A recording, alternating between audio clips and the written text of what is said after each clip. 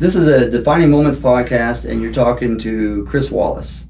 Hoang and I spent some time together today talking about my life. I'm a federal agent, and just kind of the way it started and to where I ended up today. It's been a wild ride, and I like to tell the story, and I hope you enjoy it. Thank you for tuning into Defining Moments podcast. Welcome back to the Undefeated Show, Defining Moments podcast. We're located in the Triple B OKC in Kyle Golding's beautiful podcast studio. This episode is brought to you by our amazing sponsors, M&D Drilling out of Waller, Texas. I'd like to introduce my good friend, Chris Wallace. Thank you for your service to our great country. Hey, welcome to the podcast. Thanks for having me. Why don't you tell our guests a little bit about you? Well, my name's Christopher Wallace. I am from Oklahoma. I'm born and raised for a lot of my life in Bartlesville, Oklahoma. But I met you in Moore when we were working out at the gym there at the station. What I do now, I work for the U.S. Customs and Border Protection, the Air Marine Operations, and my title is an Aviation Enforcement Agent. And what I get to do is I get to fly in airplanes and helicopters and do a lot of counter narcotics, do a lot of law enforcement missions for Customs and Border Protection. That's awesome. And we're going to take a dive into that because we're going to start from the beginning to where you are now. However, congratulations, you just got married recently. I did. Yeah. I did. My wife, Carrie Wallace, we got married on July 4th, which is awesome because we planned the whole thing, or my wife planned the whole thing because I was out of town a lot, being in Houston. So she planned a beautiful wedding. We had our wedding at the Ollie Gathering there off of Northwest 24th in Ollie. Great venue. The reason we had the wedding on July 4th, because everybody's like, why would you do it on the holiday? As where we live in Moore, our backyard faces Buck Thomas Park, right? Gotcha. And that fireworks display, out of this world. So we had our wedding, and then we went over to the Flamingo Tiki Lounge and had an after-wedding drink, just my wife and I, and then it's just a small group of friends. Yeah. And went back to the house and had a blast. And that's awesome. But I thank you. Yeah, it was a great day, and I'm glad that I was able to share it with a lot of friends and do it on the 4th of July. What better time than on the birth of the country, man? It was awesome. That's exactly right. Heck yeah, America like you mean it, man. You know it, right? You know it. I love it, man. Hey, you got any friends you want to give a shout out to while we're on the mic? Nah, well, they'll pop up during conversation. I don't want to give them any glory right now. Okay. No. All right. Well, let's just take a dive into this, man. Let's start with your story from the beginning. Okay. Well, I was born in Bartlesville, Oklahoma, back in 1974. I'm 49 years old now. I'm pushing it up there. I'm about to go on that 50, and downhill from there, right? But I was born in Bartlesville, Oklahoma. My mother and father were both from the same hometown. After a few years, they divorced, and my mom married a guy in the Navy, and I kind of left with her. Left Bartlesville, went to Virginia. Lived in Virginia for a few years, and I was fortunate enough to go back and spend a year with my dad in Oklahoma, in Bartlesville. I think I was in 3rd grade maybe, and spent a year with my dad there, and then got the opportunity to go to Guam. Or no, I'm sorry, not Guam, Gitmo. Okay. So my stepdad was stationed in Guantanamo Bay, and I got an opportunity to go to Guantanamo Bay, Cuba, on the military base and live there. Man, that was awesome. I mean, I went to a 4th and 5th grade while I was there at a DOD school.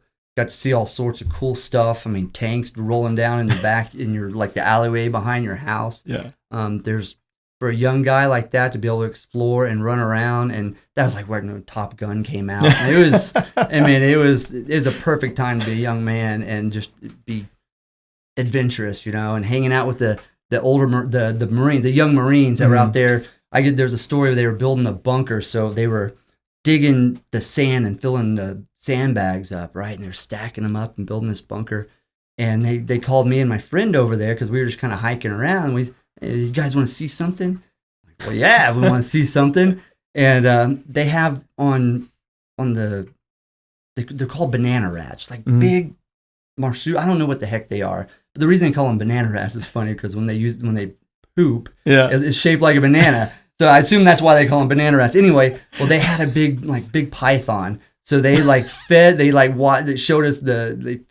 banana rat to the python. It was pretty cool. That's one thing that jumped out at me. One of the memories from there. And outside of just seeing all the military stuff. For a young kid, it was oorah, into that sort of thing at the time was pretty nice. Those were good memories. Yeah. Then I was fortunate. I was able to move back and live with my dad and kind of had a steady friend circle, right? So I could stay. So I moved to Dewey, Oklahoma, and I started Dewey, Oklahoma. I started 6th grade there, and then I finished and graduated from high school there in Dewey. Wow. And that was in 1992 is when I graduated high school. From Guantanamo Bay to Dewey, Oklahoma. Right. It's great. So imagine, making new friends. Some of the stories I was able to talk about, and whether they believe me or not. I mean, I was telling the true stories. But yeah, it made it easy to make friends at first, being the new guy, right? Sure. But yeah, it was. I've had some experiences just as a young kid. Being able to fly by myself, back and forth from Virginia to Oklahoma as a kid. I've been flying since I was little. Yeah. So. Maybe that's why I enjoy it now so much, right? Yeah, that's awesome, man. Yeah. So, real quick, man, thank you for your service to our great country. We have some swag for you. Red is our favorite color. Mm-hmm. Yeah, and we do Red Fridays, so remember everyone deployed. Right. And so this is for you. Oh, man, thank you so much. Oh, that's a pretty cool sticker. Figure it out. Red Fridays, yeah. Yeah. Awesome. Yeah, and we also... That's awesome, man. Thank you, Lamb. I appreciate it, brother. Yeah, for sure. I do have some swag for you. So I'm telling you, I was telling some of the guys about this at work down in Houston. Yeah. And I was like, I met him at the gym, and he invited me to go on a podcast. I've never done this, but I want to give him something to thank him. Yeah. And so they started giving me some ideas to throw into the box. So I've got a box and a couple hats for you if you'd like to see them. Yeah, let's do it. That's awesome, man. Right. So...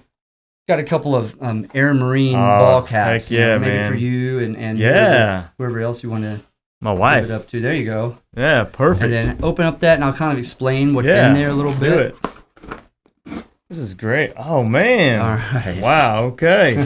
I told you, all the guys were throwing things in there. Dang, this is awesome, man. Yeah. All right, let's hear about this coin. Okay, so this coin is when I was... I work here in Oklahoma City at the National Air Training Center. Okay. So we have a CBP Air Marine agency or office here where we train a lot of our pilots in helicopters and fixed wing. So what I was doing there, I was a program manager for our survival and tactics that are aviation recurrent. So we would teach. I had a program where I had guys come and teach survival tactics and regular law enforcement tactics. Mm-hmm. Anyhow. So this coin is the National Air Training Center coin, and then on the one side of it is the Oklahoma City Memorial. Yep. To honor the Oklahoma City bombing. Mm-hmm. So that's for you. That's a special coin. That's awesome, man. And I hope you hold on to that. That's for sure. That's pretty legit. I got chills, man, because I mean it's so detailed, right? To the time, to the date, and everything. Mm-hmm. Wow. And then that right there is a PVC patch of our unit that I work out of now in Houston. Yeah. We're based out of Conroe, so okay. They're called Longhorn, so and kind of obvious. I hate the fact that we have to hold it that direction. So turn upside. Yeah, a Longhorn. Yeah, exactly. And then the guys threw in some patches, so that's awesome, man. Arm sleeve patches. So heck yeah! Wow, U.S. Customs and Border Protection patches. Yeah. Love it. Yeah. This is awesome, man. Keychain too? Enjoy. I will. Yeah. I'm all about it. Yeah, but so thanks to those guys. They're awesome. That's so good, man. They razz me a little bit, Yeah. Hollywood. I'm like, whatever, guys. That's so cool. Just a guy being a guy, whatever. Yeah, man. Well, tell them thank you. I will. My wife and I, and from our friends here and our sponsors. It's so great. Sure. So great. Sure. So let's pick it up from Dewey, Oklahoma. Okay. Yeah. So, man, Dewey, Oklahoma was a great place to grow up. What? Seriously? It really was. Okay. It's a small town. Yeah. It's great. Everybody, so my graduating class in 92, I had 75 people, I think. Nice. 74, 75. So everyone knew everyone. So when it's just, you really couldn't get away with anything because everybody's parents knew everybody's parents also. But it was a great place to grow up. I mean, my parents, we lived outside of town, so we had an acreage, so I was able to run around out in the woods all the time. Yeah. And it's just, you kind of grew up that way. You grew up with those values, those country values, Yep. and Everybody waved to each other when you drive past them on the road. It was just good country, clean country living, and it was awesome. Yeah, it was great. It had a pond in our back, so I could go fish every day if I wanted to. It's just good times. And Dewey was an awesome place. However, it was a small town, right? Yeah. And I had a taste of something else, be it as a kid traveling so much, right? So after graduating high school, I jumped on a plane because my stepdad and my mom were living in Guam. Okay. And he was stationed out there, and he was deployed. So my mom was by herself raising my 2 younger brothers. They're 10 years younger than I am. So she's like, hey, you want to come out here and vacation on an island? And I was like, yeah, sure. So I jumped on a plane and flew out to Guam. We flew to LA, from LA to Hawaii, and Hawaii all the way out to Guam. It was a long, long flight. And I spent a month or 2 there. It was really awesome, And my mom's like, well, if you want to go home, you need to get a job to pay for your plane ticket back. I'm like, all right. So I ended up getting a job. I worked at a marina out there on the naval base, and then on the weekends I'd work out in called Tamuning Bay. I was like a beach boy. I'd rent out umbrellas and chairs to all the tourists, and just that's how I made my money. And I lived out there for a year, just kind of hanging out on the island, just doing my thing. It was a great time. And I was like I was telling you earlier, in Guam the drinking age was 18, so it was perfect for an 18-year-old man. It was just living your life and having fun until you get back to the States. Kind of speed breaks and back to just normal living. But that I went out there to Guam, and I spent a year there, and then moved back to the States, and kind of aimlessly wandered through life until 1995, and that's when I joined the military. Yeah, how was that? Joining the military? Mm-hmm. What made you decide to join the military and serve? So a defining moment, right? There you go. Talk about this. My stepfather, he used to be a recruiter in the Navy, and he was still in the Navy when I joined. He was in Corpus Christi, and I kind of meandered my way down there and found a place to work, and I was working. But he was like, "You got to do something in your life," I'm like, "Yeah, I know, whatever. I'm 20 years old. I'm doing stuff." He kept sending a naval recruiter to my job, right? He kept sending this guy to my job, and then finally I broke down, like, fine, we'll talk. But he has to talk to us at our house, so my stepdad can kind of make sure he's not BSing me or whatever. And that's kind of how it happened. The recruiter came over. We had a good conversation. He offered me a few different jobs, which one of them was I don't know if it was like a hard to fill thing, but I was not. They offered me to be a cook on a submarine, and I was like, "Oh, it's a great job, man. You do great at it." And I knew, being a military brat, that was not a good job. So it all worked out, and then I chose a job in the military I was an air traffic controller, and then the next thing I know, I was off to Great Lakes, Illinois, to go to boot camp in May of 1995. Wow. Yeah, I turned 21 in boot camp. 13 days in the boot camp, to be exact. So, man, it was a great 21st birthday. How long did you serve? 10 years. 10 years. Well, just like 3 days shy of 10 years. Wow. Yeah. Okay. What has the military taught you? It's taught me patience. It's taught me to really appreciate family and appreciate your friends and appreciate your country. Because you travel and you see when you're in other countries how different it is. Yeah. And how much we have here in comparison to other people in other countries. Some of them are, they're first world countries, but they're just not on the same level as America. I mean, America is how it is. But the Navy taught me a lot. They taught me a trade, of course, to be an air traffic controller. I was able to apply that for 10 years, in multiple duty locations. And my first duty location, I didn't even want to go there because who doesn't want to go to Pearl Harbor, Hawaii? Yeah. Me. I said, I don't want to live on an island again. I've lived on an island. I don't like it. I've been there. So my first duty station was in Pearl Harbor, Hawaii. And I spent 3.5 years there until I had the opportunity to go on an aircraft carrier. And then I moved to the East Coast, and I spent the rest of my time in Virginia. Wow. Yeah. Man. Yeah. So the last 7 years I was in Virginia.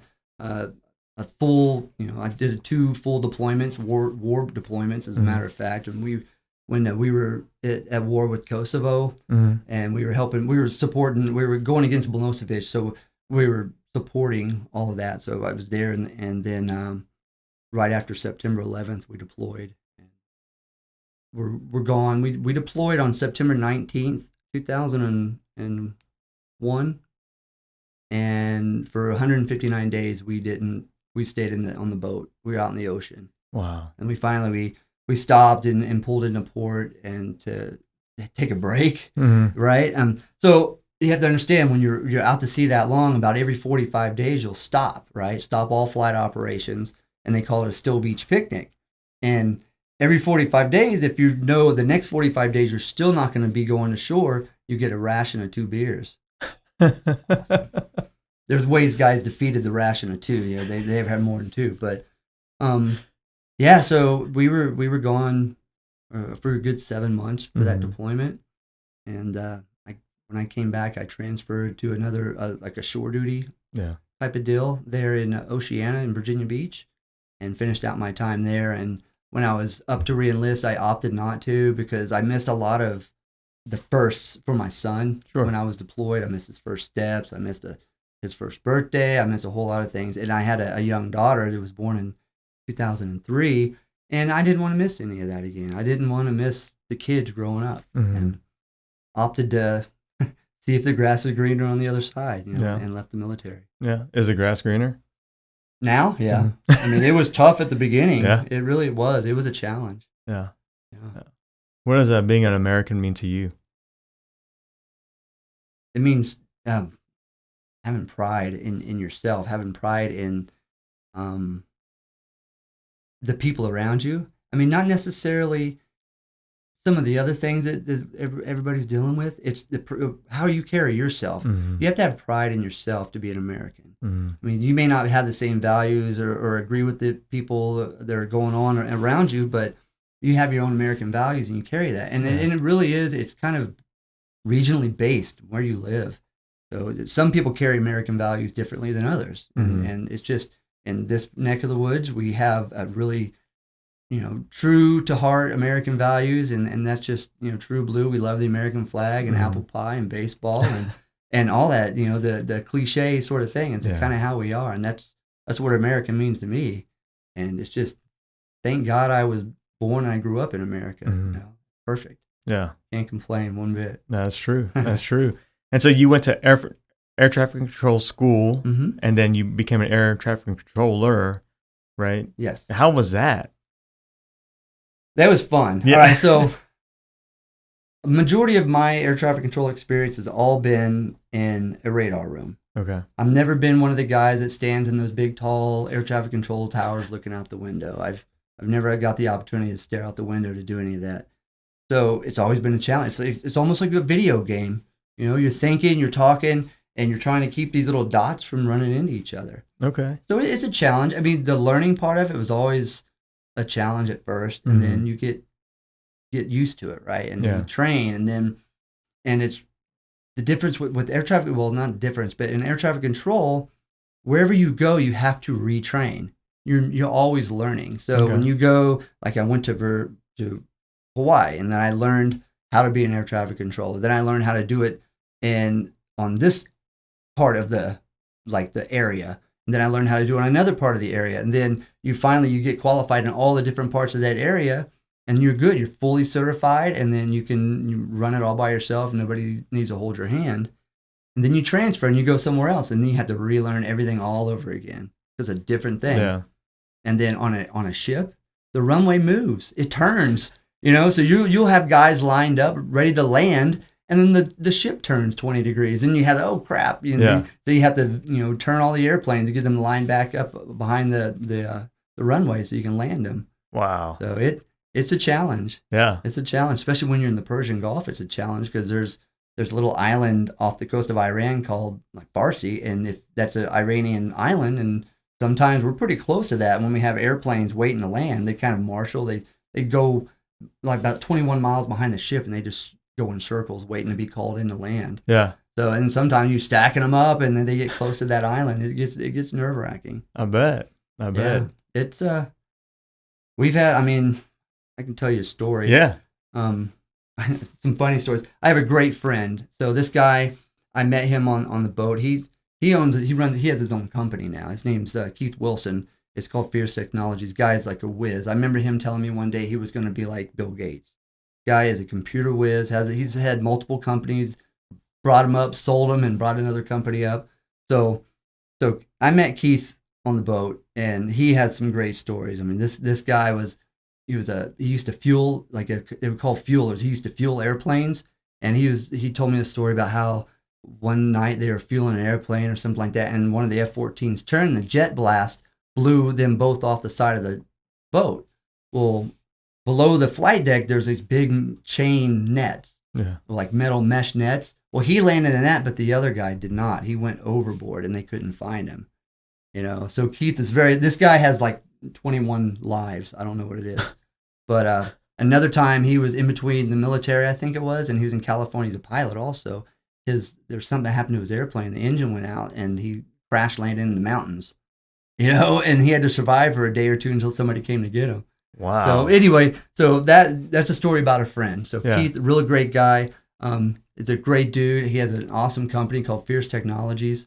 It's a web-based deal. They do a lot of volunteer stuff, and it's a great guy. I mean, if you have a chance to look him up sometime, just Google it. Yeah. Cool guy. Yeah. So he has his own social media stuff too. It's really neat, Going back to it, I've witnessed airplanes crash. I've witnessed an F-14 crash land on the flight deck when it's pitching up. When he went to land, the ship pitched up and it broke the rear landing gear. And he grabbed the hook, or the hook grabbed the cable, and he skidded across the flight deck. Yeah. Dang. Yeah, it's fun stuff. I mean, you get to see things you never thought you would see before, right? Yeah. And we had another airplane. I guess it took off. It was during a war deployment, so they were fully loaded with. Well, this guy was a tanker, so he's fully loaded with gas, but all the other jets were taken off with bombs. He took off, had fire or smoke in the cockpit, and had to come around and land. And when he finally was able to land, he crashed, and it split the external fuel tank, and it lit the whole flight deck on fire. So it shut the flight operations down. So these guys are coming back from dropping bombs, and the guys that launched, they're coming back with all their stuff. So we have all these guys waiting to land. Everybody's running out of gas, and it was, you're busy for an hour and a half trying to sort everything out while the ship's clearing the flight deck so they can land all these planes, because you can't do anything about it. You can send them; they can go and fly into like a friendly place and land or whatever. Yeah. But, it was fun.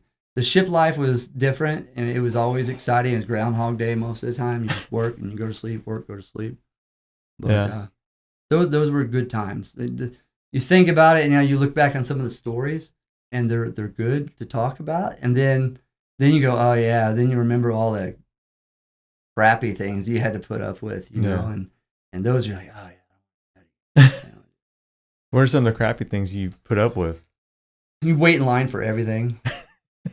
I mean, the ship is 5,000, 6,000 people on board, and you wait in line to eat, you wait in line to go to the store, you wait in line to take a shower, all of that stuff. It's just the waiting in line was the worst part about it. Yeah. You have to plan ahead, if you want to get things taken care of.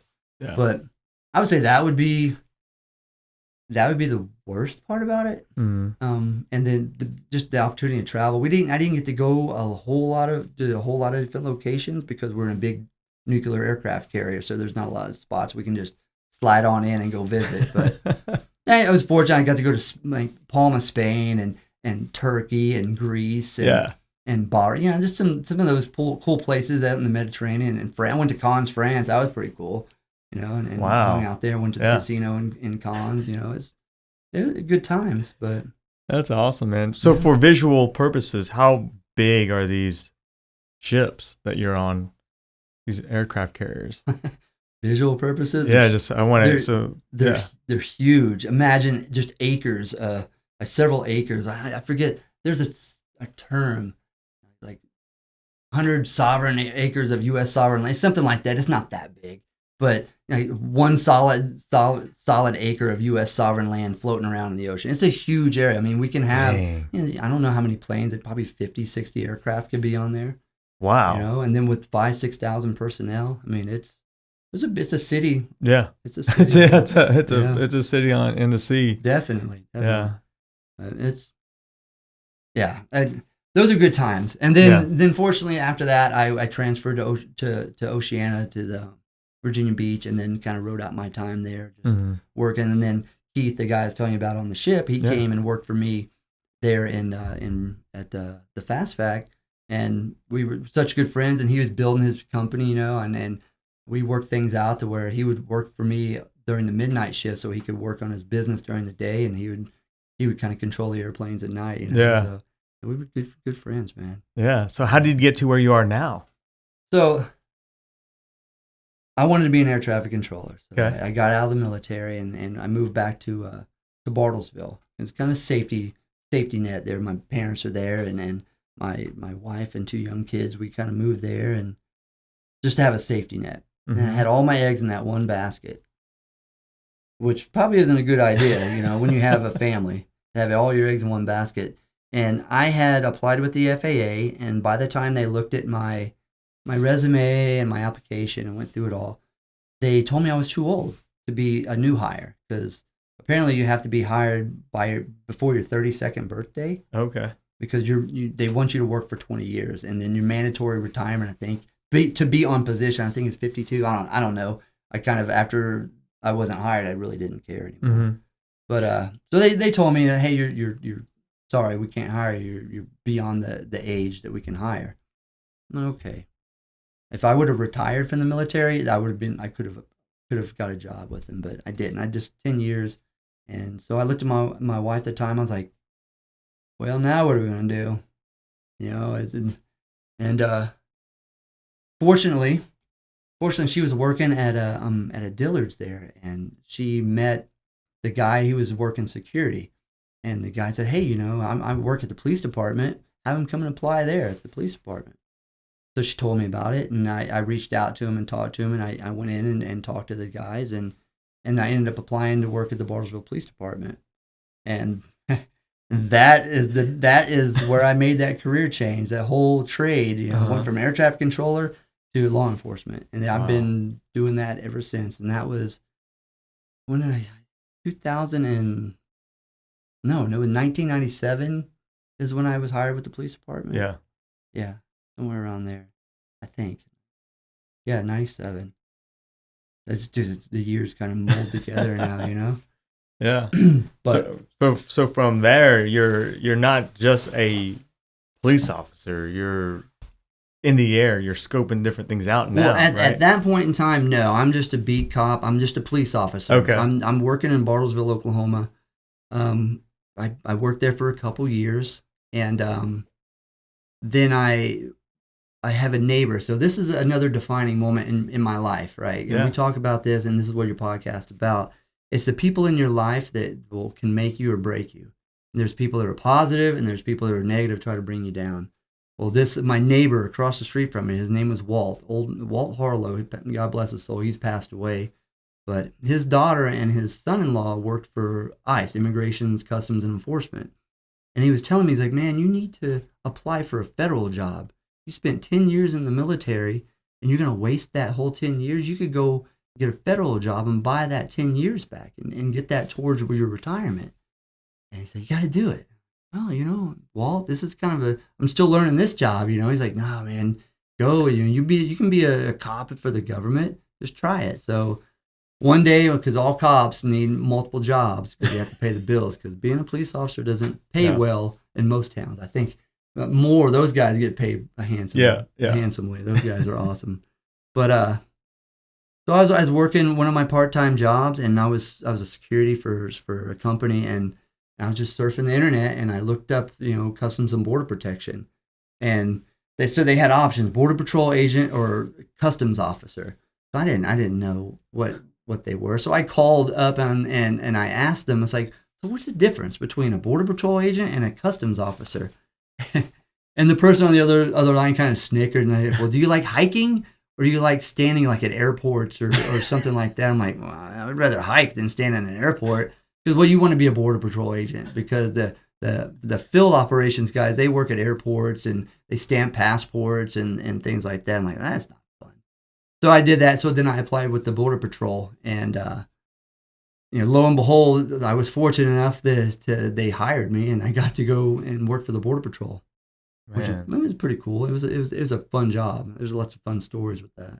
Yeah. So I want to hear some of these fun stories. And what year was that for Border Patrol? Let's see here. It was 97. The July 97. I'm trying to get my numbers right here.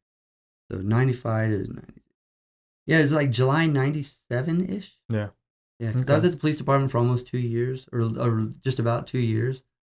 And yeah, I went to, I spent 4th of July in Artesia, New Mexico at the Border Patrol training facility. Yeah. Okay. I'm familiar with Artesia, New Mexico. Yeah, I am. Yeah. It speaks for itself, doesn't it? Yeah, it sure does. Yeah. It sure does. Yeah. So some of these fun stories, and before we get into the fun stories, is you see, or I see, when I take a glance at like local news or national news, it's like, oh, it's not that bad at the border. Mm-hmm. What are some of the fun stories you have? Oh, on the border. Oh man, so where I worked in San Diego. Mm-hmm. So I'm fortunate. There's a lot of guys that their first places they work are out in the middle of nowhere, where they have to drive from town, an hour just to get to where they're supposed to be on the border. I was fortunate. San Diego, you're living close to a big city. The beach is right there, right?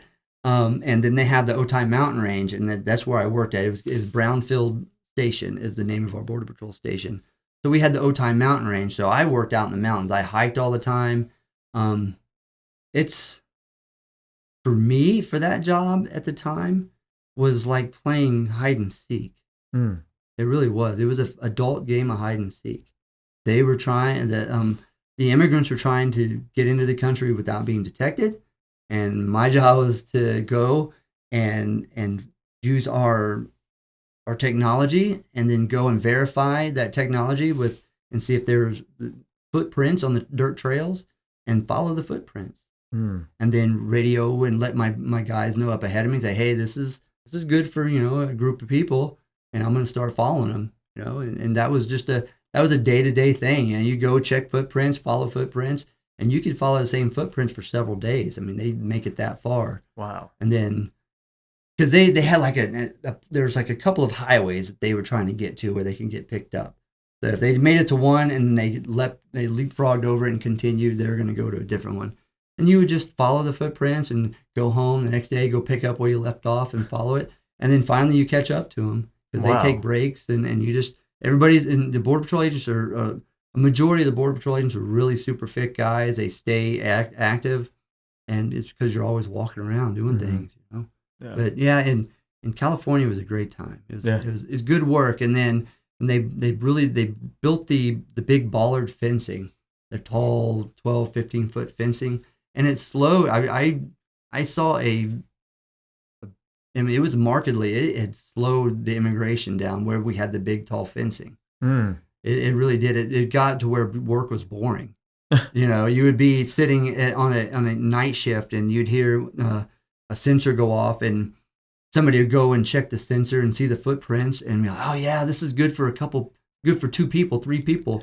So you'd have like 4 or 5 different guys trying to catch these 3 people, and they end up can't find them because everybody's trying too hard to find them. They end up hiding or something, So it got boring at times, but it worked. I know the fencing worked in California. Yeah. It did. Yeah. What about some of your other friends that are down maybe further east? Further east? Yeah.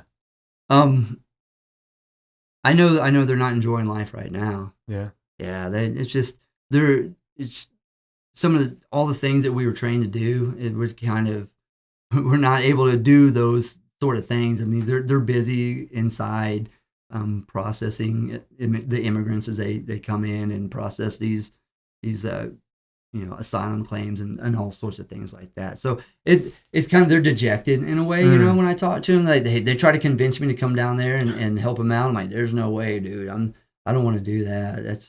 I don't want to be in the processing, punching on a computer. I'm having fun what I'm doing. But yeah, they're kind of bummed, but they're muddling through it. I mean, you just kind of do that. Things change all the time. So next thing you know, we'll be busy again.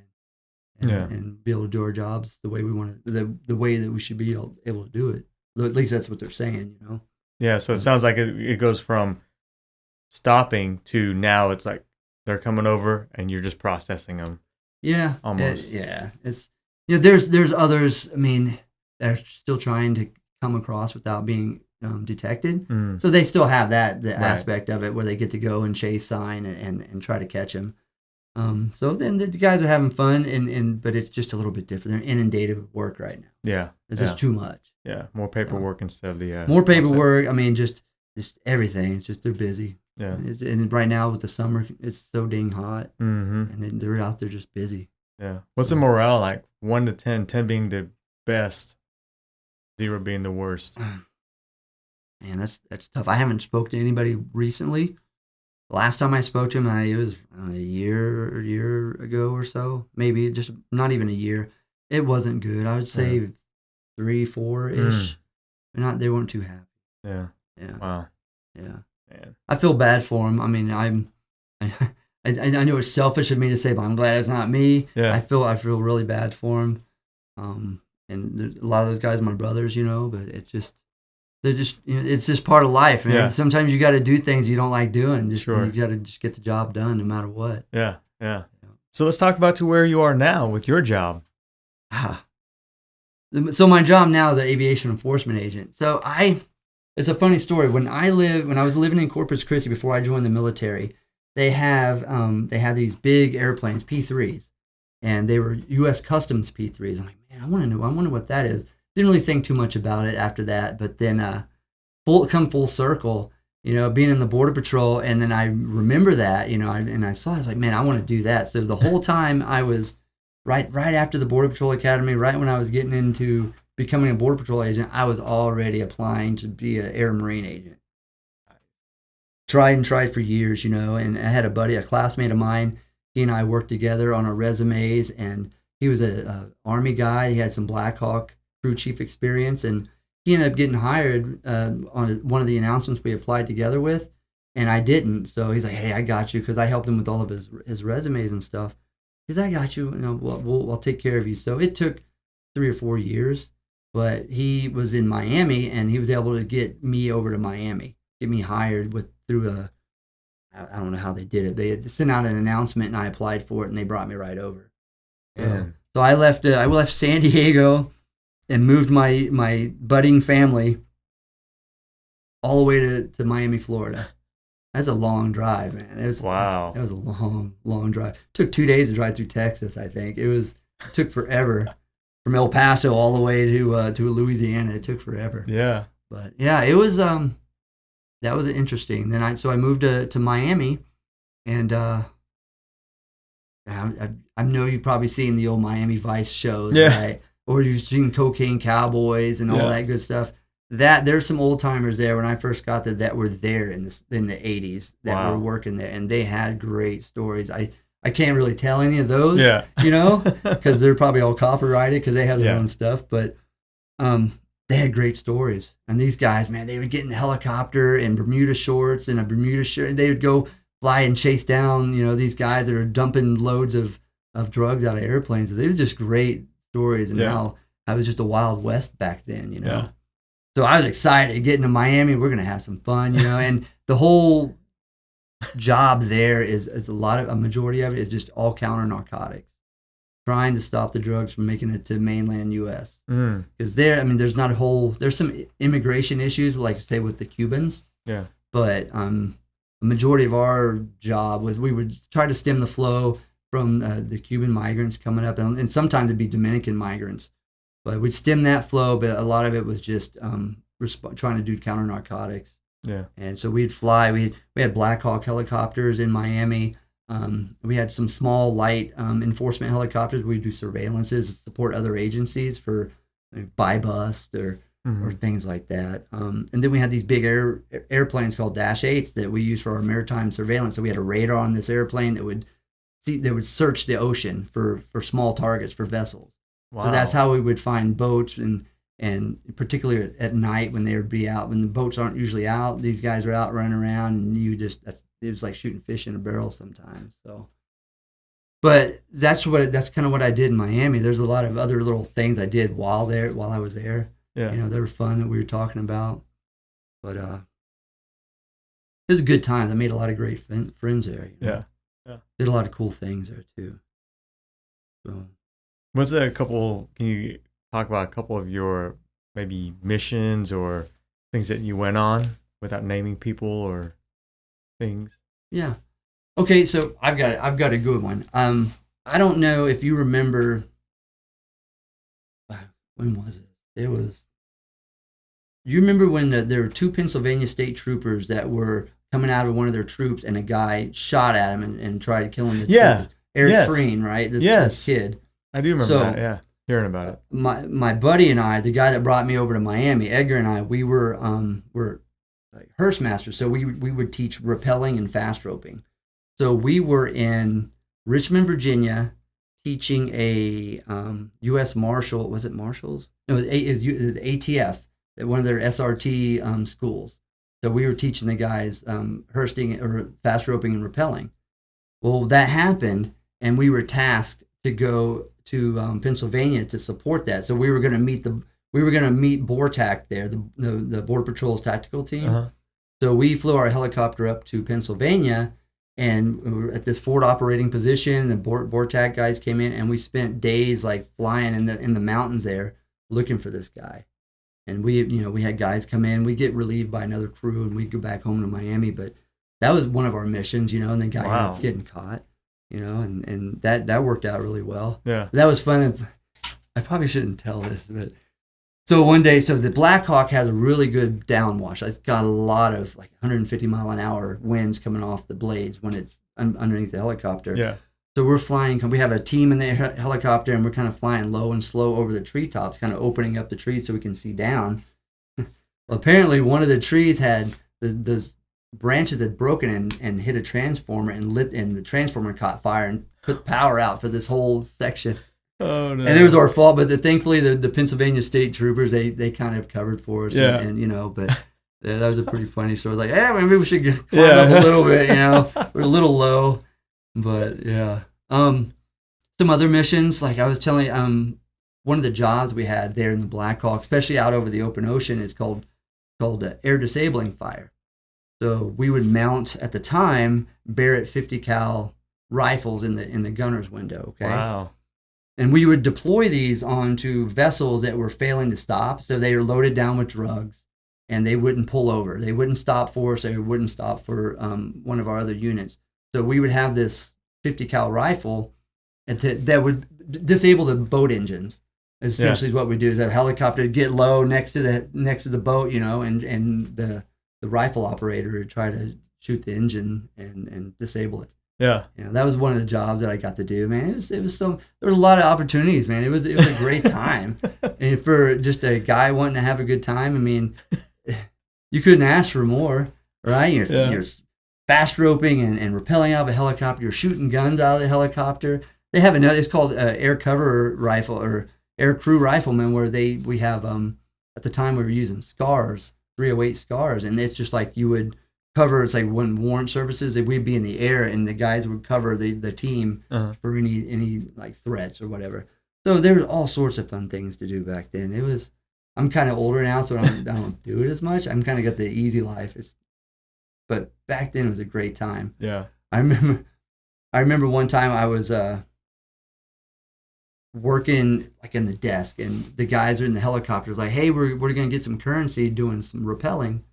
And the guy calls me and says, hey, get out here, you need to get some currency. So I come running out there, putting all my gear on as I'm running out to the aircraft, and we take off. And we had rigged the helicopter where we were going to rappel from the floor for some reason. I don't know. I wasn't paying attention. I don't know why he did it. But like normally when you kind of go out of the helicopter, you just you're on the rope and you just dive out head first, right? And you swing under it and you just rappel down. Well, I did my normal dive out, but my foot swung up, my leg got pinned between the floor of the helicopter and the rope. So I'm dangling by the weight of my body with the rope coming across my calf, holding me upside down under the helicopter. And the guy was like, freaking out. I'm like, hey, I'm fine. I'm attached. I'm good. Just get me in the damn helicopter. So it was pretty funny. We had to land, and he had to run to the bathroom. He scared the crap out of him, apparently. And then the only thing I regret was I didn't get a chance to redeem myself because the weather came in, and we had to shut down flight ops. So I looked like a fool, hanging upside down under the helicopter. I didn't get to redeem myself. That was a pretty funny story. Oh man. But yeah, it was good. And then our mission with the airplane has always been great. A big airplane, you walk around in it, has a bathroom. A lot of the airplanes we have are real small, and cramped. For the Dash 8, just like a P3, you can maneuver, walk around and enjoy life. And it has all this equipment that we use to look for these boats or these people. Good times. Yeah, it's a good times. Is it kind of like the movie Bad Boys 2 in Miami when you got helicopters flying low and they're shooting at these drug boats, blowing out the engine to disable them? Are those scenes similar? Mm-hmm. Yeah. Okay. I mean, in a way. Not as glorified, right? But it's funny you say that because I know there was a Fast and Furious. I don't know which one it was, but they were filming it there in Miami, and they actually, I wasn't there at the time, but they had like a bunch of the Fast and Furious cars there at the Air Branch, and they had a bunch of pictures with them and stuff. Yeah. That was good times, man. And then, I had the opportunity to take a job here in Oklahoma City after that, and then I moved here. Okay. And that's kind of where we met while I was working here, and we have a training center. It's called the National Air Training Center here in Oklahoma City. It's over by Will Rogers. You know where the rental car center is? Yep. Right across the street. Okay. Is where our we call it the castle. It's like the administrative building. Yeah. And then if you were look kind of catty corner towards towards the runway, that first hangar you see by the pump jacks is our hangar that we had. Okay. There. We have the light enforcement helicopters and like Cessna small fixed wing aircraft, and they do flight assessments for people who are applying for the job. Dang. So they do their flight assessments there for the pilots, and then we do some other training. That's where all our administrative stuff. So we do a lot of the flight training. There, for the most part, we have simulators and all that good stuff. That's awesome. And then my job there we had a program called STAR, Survival Tactics Aviation Recurrent. So the agents, the pilots, and the AEAs, they have a requirement to attend this every 5 years for recurrency training. And they would come and we would have a 5 days where we would teach these guys stuff. Mm-hmm. So on the first day, we would teach them medical. So just basic trauma medicine, how to apply a tourniquet, how to put a chest seal on, how to treat a wound, and so we would do that. And then we would run through simulations. We'd have scenarios and they'd come in and apply what we taught them in the morning, some tactic stuff. We teach them. We would update them on. We bring lawyers in from government lawyers from Artesia. Mm-hmm. They'd update them on the laws. We bring guys in from the air marshals from Dallas, and they would teach the flying arm portion. So there's things that we have to know what to do because when we fly armed. Mm-hmm. So there's tactics that we have to know how to do if we're the only one on the airplane and there's no air marshals. Yeah. So they help us with that. That's pretty cool. Yeah. What else do we do there? It's been a while since I used to manage that program. Okay. And that was what I was doing before I went to Houston. So gotcha. I managed that program. And we had a lot of great support with local police departments because we would use those guys as our role players. We'd pay them. They'd come in and spend time with us on a Thursday and on a Friday, and they would be like the opposition force. Mm-hmm. And against our agents. And what was great about it was that they would be able to put their 2 cents in, right, and help the guys. And hey, this is how we see it, and this is some of the techniques we use, and all that good stuff. That's cool. Guys teaching guys, you're always learning, and it helps out because the feds, a lot of the guys that we have, I mean, it's just we're a professional law enforcement organization, but we're also pilots and that sort. So sometimes their piloting job is they're more in tune with that than the cop part of it because they're not necessarily going to always be the guys that are out on the ground putting hands on people. So we have to update them on that good stuff. But it's a great place, man. I really enjoyed the management there. I got to meet a lot of cool people and work with a lot of people. I met Representative Bice there. She came and we were able to give her a tour and had a meeting with her. Mr. Langford came through one time. Wow. We supported when the Indian Territory was going back, how recently most of Oklahoma is now Indian territory, right? Yeah. Well, at the time, the Attorney General was Mr. Barr. Mm-hmm. So he came to go do something with it, and we were there as a support with one of our aircraft in case there was a medical emergency. We were there with the FBI SWAT, and one of the guys we knew, he was a former Navy SEAL, and he was working with them. But anyway, we were there for medical support in case something happened, and he came by and told us thank you or whatever. So I got to meet some people, Yeah. The one person I do remember meeting that meant the most to me, way back in the military when I was on the boat, I got to meet Jessica Simpson. That was pretty cool. Right? When you're on a boat for free, and Jessica Simpson, it was during Christmas, and hey, I was single. That's awesome, man. Yeah, so it was a good time, man. Yeah. Sounds like a good time. Yeah, so Oklahoma City was great. And those guys are great. The mission they do here is awesome because we have all these professional pilots. And let me tell you, if you're a pilot and you want to work for this agency, I highly suggest you apply. Because not only you get to be a pilot, you get to be a cop. Man. You get to have a gun, you get to do a lot of other things, right? Yeah. And not just be a pilot. And you get to travel and the mission, if you're down for that service for country, I mean, that's one way to do it. Yeah. If you're thinking about leaving the military, you're almost done and you're a pilot, I mean, I would apply. Yeah. I mean, I'm not a pilot personally because I like to work hard and those guys just wiggle sticks or whatever, but it's just we're always recruiting. We always need good guys that want to fly because it's hard to compete with airlines. Yeah. That I would 100% recommend working for the Office of Air and Marines. It's an awesome place to work. Yeah. And we were talking about, does the politics or whatever trickle down into what we do? Yeah. And with us, no. I mean, it's kind of we're task based. We're kind of a customer support or customer service, right? Yeah. We provide a customer service to other people. So we support a lot of different agencies. They request us to do our thing. So we just, you point us to where you need us to go, and that's what we'll do for you. Gotcha. So that nothing really affects us. All the guys are hard charging, and enjoy what we do. I mean, you get to fly. Yeah. And not a lot of people get to do that for a living. I mean, it's a dangerous type of deal, but you also, with that danger comes a lot of those benefits, right? Sure. And that satisfaction, that job satisfaction. It's gravy, man. It's nice. Yeah. Speaking of job satisfaction or just being satisfied, do you feel satisfied where you are in life? In life? Yeah, I really do. I'm like inside of 4 years from being eligible to retire from my job. Yeah. I probably won't. I mean, it's such a fun job, and I think at 57 it's mandatory that you retire. You can't carry a gun anymore, essentially. Yeah. If you've put in a full 20 plus. But satisfied, yeah. I mean, and I'm doing some other like mental exercises. We're talking like I'm working on these prolonged fasting to help for mental clarity. I'm reading a lot about stoicism and just kind of having that hey, it is what it is. You can only control what you can control. You can't once it's out there, it's up to everybody else. So it takes a lot of pressure off of you. You don't have to. You're not trying to satisfy everybody. You're just there. You do what you have to do, and then let whatever else it happens. Yeah, type of deal. So, yeah, I'm in a great place.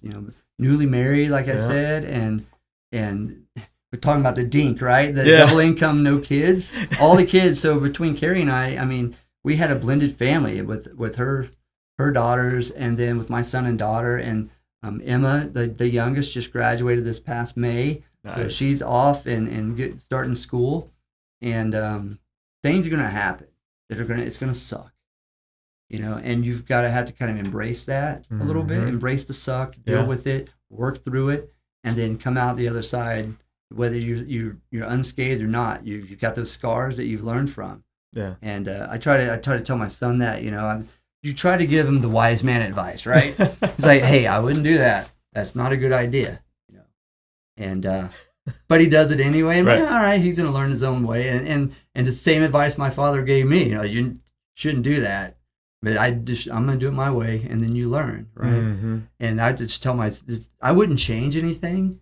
at all, because it wouldn't make me who I am. You know, it wouldn't put me down that path. Yeah, 100%. I've had all of those little things like bump into that wall and it puts me in this direction, and then I have another person, I bump off of them, and then it works me. It just, the people you meet in life really make you or break you. You know, the who you have in your circle really is important. Yeah. And for those that are, maybe you feel like you're getting tugged one way by a group that you don't really, you know, is probably not the best way to go. And there's probably, the reason you think that is because it's probably not the best way to go. And then you keep the good, and you kind of like shed off the bad. Yeah. You know, that's what I would tell myself. It's like, it's gonna come and go, man, and just kind of roll with the punches. I like it, man. You know? What are you most proud of?